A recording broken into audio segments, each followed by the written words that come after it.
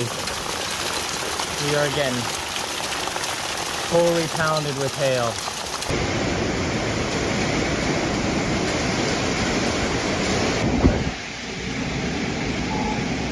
Came out of nowhere. Yeah, it blew our cattle barn right over. But yeah, look, it shifted our containers together. Just walking out into our canola field, and it is just clobbered. So looking at our other fields, they're good. Like, how are you guys doing? That was crazy. That's life. Weather is a huge factor for us. So, but feeling pretty blessed. Most of the crops are still good and buildings can be rebuilt.